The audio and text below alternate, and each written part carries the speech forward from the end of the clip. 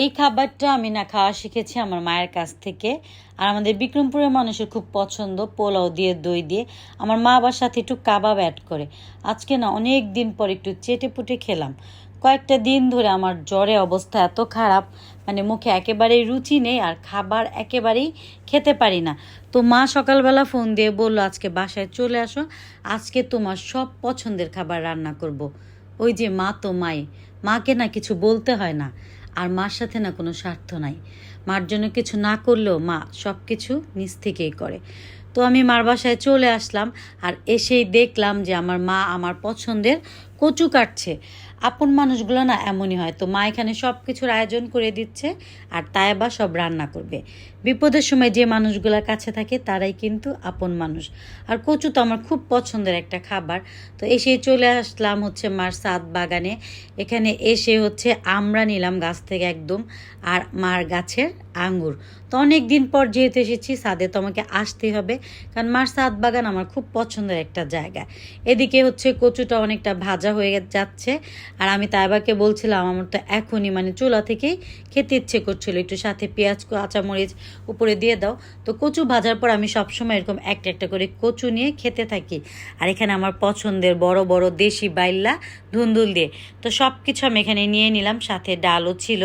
ফার্স্টে হচ্ছে একটু লেবু দিয়ে নিচ্ছি, আর এই লেবুটা আমি ছাদ থেকে নিয়ে আসছি। মার গাছের লেবুটার স্মেলটা এত সুন্দর, কচু ভাজার সাথে কিন্তু লেবু না হলে একেবারেই জমে না। তো ফার্স্টে পেঁয়াজ কাঁচামরিচ দিয়ে মেখে লেবু দিয়ে কচু ভাজা দিয়ে খাচ্ছিলাম। আর আমার যদি জ্বর না থাকতো সবগুলো কচু ভাজা আমি একাই খেতে পারতাম। তারপরে নিলাম হচ্ছে আমার পছন্দের ধুন্দুল দিয়ে বড় বড় বাইল্লা মাছের ঝোল। তো ধুন্দুল দিয়ে এই তরকারিটা আমার খুব পছন্দের, মা জানে। তো আজকে এটা রান্না করেছে। তারপরে জ্বরের মুখে না ভালোই লাগছিল। সরি, আজকে কিন্তু তাইবা সব রান্না করেছে। তো বাইল্লা মাছের পেটের মধ্যে দেখলাম যে আবার ডিম। তো আমার এরকম ডিম খেতে অনেক ভাল লাগে। তাইবাও কিন্তু সুস্থ না, সেও কিন্তু কয়েকদিন আগে তার জ্বর আসছিল, তার অবস্থা এখনও পুরোপুরি সুস্থ হয় নাই। তো এখানে তাইবা আজকে সবগুলো রান্না অনেক মজা করে রান্না করেছে। ইলিশ মাছ দিয়ে হচ্ছে মিষ্টি কুমড়ের আঠা আঠা ঝোল, এটার সাথে লেবু খেতে অনেক ভাল লাগে। আসলে এই ভালোবাসার মানুষগুলো যদি না থাকতো না, তাহলে মনে বাঁচতেই পারতাম না।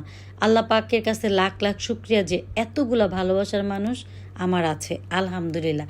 তো এটা দিয়েও না আমি খুব মজা করে ভাত খেলাম, আর লাস্টে না একদম চেটে পুটে খেলাম।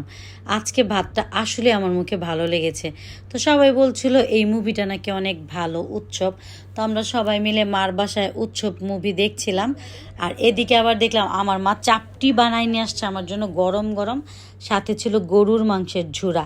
তো আমি কিন্তু চাপটি খেতে অনেক পছন্দ করি, আর জ্বরের মুখে খেতে খারাপ লাগছিল না, ভালোই লাগছিল।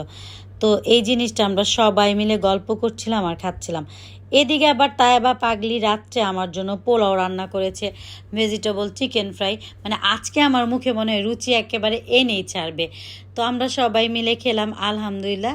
তো অনেক দিন পর মার বাসায় অনেক ভালো একটা দিন কাটলো। আর আমার আপন মানুষগুলোর জন্য সবাই দোয়া করবেন, আল্লাহ পাক যেন সব সময় তাদেরকে সুস্থ রাখে, আর আমাকে যেন এইভাবেই ভালোবাসে। এর জন্য আল্লাহ পাকের দরবারে লাখ লাখ শুক্রিয়া যে আমি এত ভালোবাসা পাই। তো সব কিছু খেলাম, আর লাস্টে হচ্ছে যে পোলাও দিয়ে দই দিয়ে খাচ্ছি। এটা আমার খুবই পছন্দের একটা খাবার।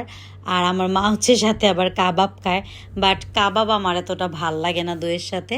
কিন্তু আমার পোলাও আর দই দিয়ে খেতে অনেক ভাল লাগে। আলহামদুলিল্লাহ আজকে সব কিছুর জন্য।